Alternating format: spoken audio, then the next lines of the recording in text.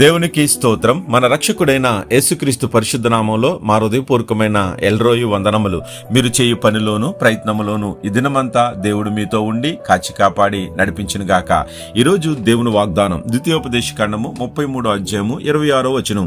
ఆయన నీకు సహాయం చేయుటకు ఆకాశ వాహనుడై వచ్చెను. ప్రియ సహోదరి సహోదరుడా, ఈ లోకంలో సహాయం చేయుటకు ఎవరన్నా ఉన్నారంటే మొట్టమొదటిగా దేవాతి దేవుడు మాత్రమే. ఆయన సాటి అయిన సహాయం పురుషుడికి ఇచ్చినవాడు ఆయనే, మర్చిపోకండి.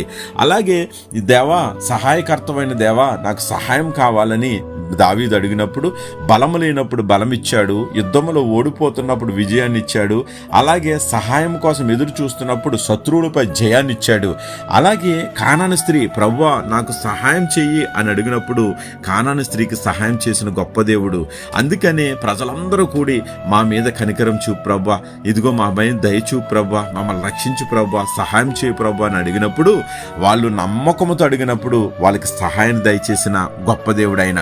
ఈరోజు నీవు కూడా ఆత్మయందు బలహీనతలో ఉన్నావేమో, బలము కోసం సహాయం అడుగు. ప్రార్థన యందు బలహీనతగా ఉన్నావేమో, బలం కలిగి ప్రార్థన చేయటానికి సహాయం అడుగు. అప్పుడు నీ మీద పరిశుద్ధాత్మను కుమ్మరించి ఆయన సహాయాన్ని అనుగురించి బలపరిచి నడిపిస్తాడు. అందుకే యేసుక్రీస్తు ప్రభు అంటాడు మత్తయి సువార్తలో, మార్కు సువార్తలోను, ఇదిగో మేఘారూఢుడై ఆయన రాబోతున్నాడని చూపించాడు.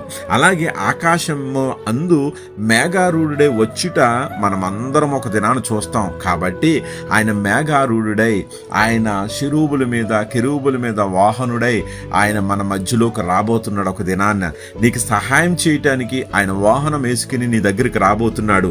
ఈరోజు నీకే సహాయం కావాలో అడుగు. నీ ఎదుట ఎటువంటి శత్రువు ఉన్నా సరే వెళ్ళగొడతాడు.